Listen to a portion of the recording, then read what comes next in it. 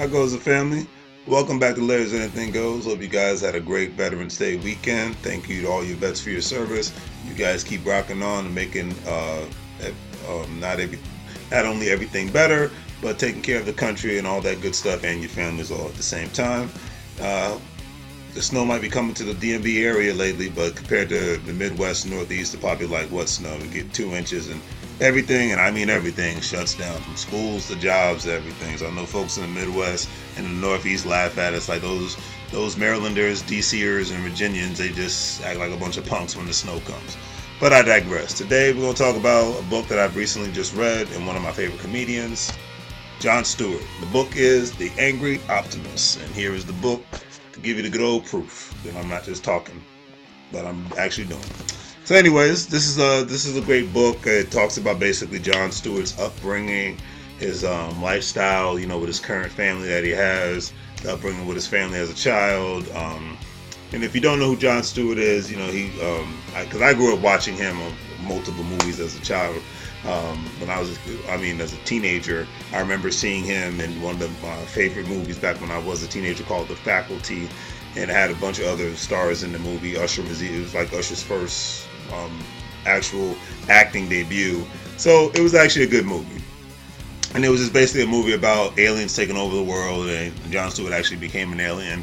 He had a couple of funny moments in it because obviously he was a comedian, but it was a good movie.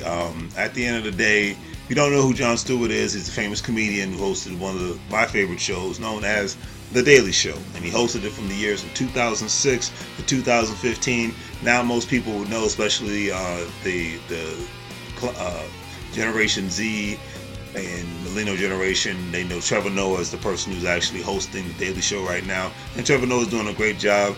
And he's even said it himself, that nobody can ever really replace Jon Stewart because he's obviously a natural, just like nobody can replace Trevor Noah. So I think it's all good in the neighborhood, And if you didn't know, The Daily Show is basically about a comedy slash fake news show, but they do it in a very funny way, and it's not like the fake news that people talk about today. It's the fake news that's actually funny and makes people laugh, but yet think all at the same time, because that's really essentially what comedy is at the end of the day, But some people don't care for Jon Stewart's sense of humor. They don't care for his background and how he looks at things, but I have a quirky sense of humor just like him, in the sense, obviously his is better. He has more quick wit. I mean, look how much he gets paid for his sense of humor.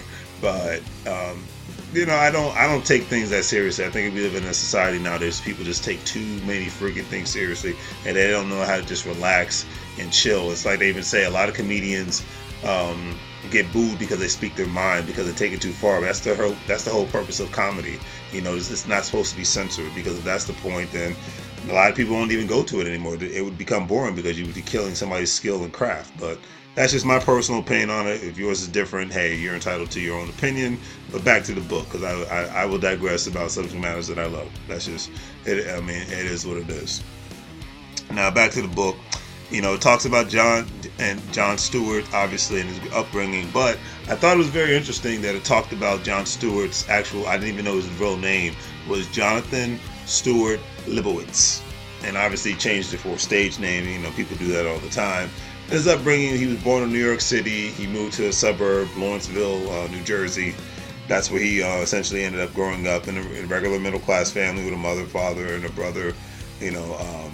He was always quick to, put people in check, and he would get into a fight if obviously somebody picked on him. And he was a little shorter than his counterparts, his peers, so of course he got picked on a lot more, and a lot of times he just grew up trying to talk himself out of a situation that he was in. Kind of like Kevin Hart's the same thing, because people would always crack the short jokes and pick on him because he was smaller. So not the same, but somewhat similar. So it was interesting. Another thing I found out about this book is that Jon Stewart actually went to college here in my home state of Virginia. He went to William and Mary University, and he was actually a very good soccer player throughout high school. A very good soccer player. And I think he even got a scholarship to go to William and Mary. So I just thought that was interesting altogether. I was like, okay, interesting. So he spent a lot of his formal years in a good state of Virginia. And he even got to travel around the country and travel around various parts of the world because he played in international soccer teams at the same time. So that's how good. That's obviously how good he was. He got to go to Central and South America. I believe he got to go to Europe. So maybe possibly even Israel. I believe the book stated that. So I thought that was interesting. And of course, when he got William and Mary, there was a lot of Jewish jokes and short jokes that he had to deal with. So he had to deal with some sort of discrimination. But a lot of us had to deal with that at least once in our lives. So it made him a better person, and it made him have more of a quick wit to go after people that would make fun of his nose and make fun of his Jewish heritage and things of that nature. So I just thought that was interesting, because basically I'm just talking about the points that I find interesting. If you read the book, obviously you might find other things interesting, but it's just my little perspective on this. When John graduated from college, like a lot of people, he graduated with a psychology degree, and finding this out, I'm like, okay, now I see why he's so great at psychoanalyzing specific situations and specific people. As he graduated, he stated, and this is, I definitely have to read this one, and I quote, "Well, college, it was much easier to focus on just sports and his curriculum, but outside of the real world, it seemed like a multitude of electives with no clear vision in sight."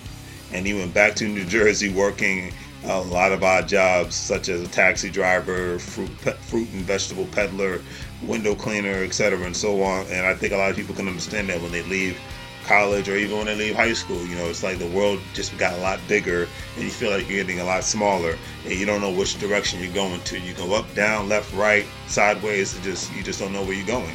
You feel like you have no direction, especially if you don't have a mentor. So that's how John felt, and obviously that's how I felt. But this is kind of interesting too about this book, because it's kind of made me feel like I'm currently in this situation. He finally landed a job with the New Jersey state government, which was very interesting. A comedian working for a government agency in the disaster planning office, and he was very proficient at the then technology database known as Lotus Notes. Now that took me back, because I haven't heard of Lotus Notes in a long time. Essentially he was like a data entry person. He made lists for state resources, charts, things of that nature. It was a lot of typing and reading back and forth. And he also played on the softball team, and he felt that he was lost from the ages of 18 to 24, which we can all agree on that. There's been points in our lives where we felt lost and we don't know what direction we're going in, and where we were at the crossroads. And essentially, Jon Stewart was at a crossroads in his life at that time. And just like kind of in the sense of how I am in my life, but in a good place, because I'm taking my life to the next level, and I'm excited about it, and I'm meeting the right people to take it to the next level, and so I'm even more excited about that. And so these are reasons why I really relate to this book and books like this. People's life stories, changing the game and going against the grain, because a lot of times just going with the flow can just put you in the land of misery. But that's just my personal opinion. So he was at a crossroads. He's about to re-up with the state government for another 40 years of his life, which back in the 1980s, obviously that was a common thing.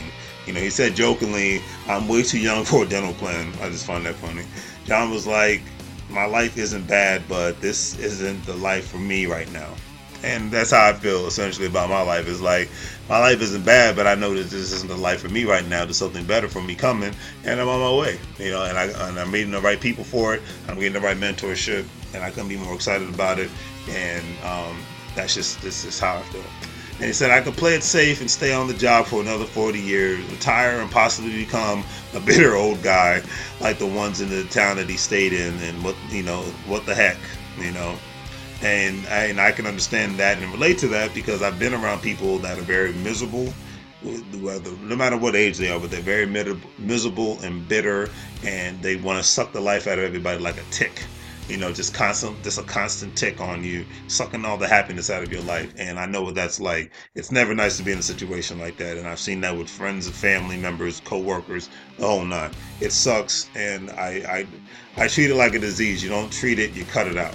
Or if you treat it for a while, but eventually something has to go. And that's how toxic, negative people can be. That's how you got to treat them. You got to cut them out, period. You're not, unless you're a therapist, don't talk to them, just cut them out. Everybody has a season in your life sometimes. Some are forever, and some are just for that time period. So it is what it is. So he said, what the heck, he's going to take a chance. Jon, and the thing was, Jon was great at his job. He loved his supervisors. For the most part, he loved his co-workers. He's in the book, he stated repeatedly that, they were all great. But he knew deep down in his heart and in his soul that he was made to become a stand-up comedian. And he didn't really express this to his other family members. He just knew, it's like having those internal conversations with yourself. He knew that he wanted to do something different outside of what he was doing. The trajectory of his life was not going in the direction that he wanted it to go into. I can completely understand that. And the funny thing is, that Jon knew this for a couple of years. It didn't just happen overnight like that. It happened over the course of a couple of years. And then when he finally told his family, look, this is the path he's going to take. He's going to leave his job. He's going to leave New Jersey. And of course, a lot of them were like, what the heck are you doing? You're playing it safe, man. You got a great job. You got benefits. You got a pension coming your way. Because like I said, it was the 1980s. That was just a common thing back then. I'm not knocking it. Everything has a season and a place in life, in a time period. But then certain things change. Like guys like him going against the grain, it was frowned upon. It was looked, it wasn't the common thing, Like, cause what is it? Even Bill Gates and Steve Jobs, they were doing things in the 80s, and people look at them like they were crazy because they didn't just stick to college and take the regular job path. They wanted to do things differently. Even the people that started Silicon Valley and other areas like Silicon Valley, they did things differently and they thought outside the box. I love people that think outside the box and do things outside of the box. Because the box could just turn into the comfort zone, and the comfort zone could turn into death. For some people, and for some people, it's great. It is what it is. We're all different, right? So I digress. Back to the book. But the one thing is, his mother didn't discourage him. Like my mother has not discouraged me. And I love that. His mother's like, well, he's going to New York City. He's going to pack up and leave and go to New York City. It's not like he's moving to China. He's going to be right down the road. I mean, come on now. So I was like, okay, well, I thought that was interesting. I thought that was nice, and he packed up his stuff, took a couple of bags, and put on some Bruce Springsteen, one of his at the time, or probably still is to this day, one of his role models, and just went cruising to New York City with all because he considered that music a great confidence booster. So I was like, hey, that's what's up. And he risked everything to move to New York City to pursue his dream as a stand-up comedian, and that's what we all have to do. We all have to move on and do things differently. Even if everything looks great in front of you, if you want to pursue a dream, you got to be willing to risk everything and lay it on the line. And hundreds of people have done that, and look where they're at today. They're in a better place because they put it all, and they had to be all in, or not at all. And then the thing is, I've said it, a lot of people say it, if you want to get something you've never had, you got to be willing to do something that you've never done. It's a point blank statement and to the point. But back to the book, once he got to New York City, he knew things were going to be hard, but he hit the ground running. He studied the art of being a comedian. He went to various different scenes, various different comedy clubs, and then he finally got enough guts to just start doing open mic nights. He had his moments where he failed, but every comedian obviously has had that. Every entrepreneur has always had it where they fail and then they wipe their face and get themselves back up again, and just hit the ground running. And if you fall, you get back up. What is it saying? Fall 7 times, get up 15 times. I mean, that's just the way life works. And he, went on the leap of faith and got on stage, and he started. And then the thing was that was kind of against him at the time. There was a lot of Jewish comedians at the time. He stated in the book, not my opinion, it's what the book said. A lot of Jewish comedians at the time. And then when he was starting to really even get traction, Jerry Seinfeld was on the up and coming. So obviously all the light was shining on him. And people like Chris Rock and Adam Sandler were like 7 years, 10 years younger than him. So it kind of hurt him because of his age, because he started, his comedian journey a little later in life than most people. But long story short, he finally got a big break. He's like being in little small parts in little movies here and there, and he finally got a big break, and he got a show called The Jon Stewart Show. And it was a decent show, but I guess it didn't get the ratings that it needed, or did not support from the networks that it needed. So the show ultimately got canceled. But there was an opening for the show known as The Daily Show in 2006, and he was able to become the host of that show. So one door closes, another door opens, and that's how you got to look at things in life. You got to keep your passion, your faith, or whatever you have, keep it going and keep it driving, no matter how many times you fall down. I think that's a great thing. Because another thing the book reveals is Jon Stewart has become the quote unquote weird and incredible power in American politics, and how the news is reported today all at the same time. Jon is considered a very humorous yet angry person because he knows that things could be better. He knows that the American people deserve better when it comes to certain things. I won't go into that because I'll obviously let you read the book. The book will talk about one of my favorite events that I should have went to, but I didn't because I just didn't feel like going to Washington, D.C. And basically, I think if we had Uber back during this time, because this was like 2010, this is back when everybody was having rallies, everybody was on the uptick and whatnot, and politics was just such a big thing. But he basically had an event called March to Keep Fear Alive event, and he did it with Stephen Colbert, who's another comedy political personnel, the whole nine. So the event and essentially the event poked fun at the media, which they'd love to do, is keep people scared to death of literally darn near everything. And now, whether it's from the left or the right or the middle, whatever perspective they're coming from, that was basically what the event was poking fun at that, and at the same time people were having a good time, so and then to end this off, Jon Stewart made a great and awesome valid point at the end of that event. And that event, I will say the point at that event was that, because before I even get to the point, he put on a video and it showed basically a bunch of people going through the George Washington Bridge, the whole nine within New York City. And he said, there's people in traffic like in most major cities. And he basically said, and I quote, "It doesn't matter if you're a Republican, if you're a Democrat, if you're independent, whatever you are, it doesn't matter. Look at this video. People right here, they have to get up and do things that they hate doing every single day. Whether it's going to work, whether it's sitting in traffic, whether it's dealing with a crappy boss, etc. and so forth." I was like, yeah, I couldn't agree with you. Hand clap on that one. But it doesn't matter what kind of bumper sticker that they have on their car. At the end of the day, we're all human beings. And if we continuously hate each other because of the color of our skin, religious differences, sexual background, the whole nine, then we're never going to be able to advance as a society and as a country. Most people don't wake up and say, and he said, most people don't wake up and say, I'm a Democrat or Republican. Most people are worried about how they're going to pay their bills, take care of their kids, take care of their families, members, every single day, take care of themselves. Remember that the only enemy that we have to face is hating one another. And I think a lot of times we lose sight of that. We should not focus on hating one another.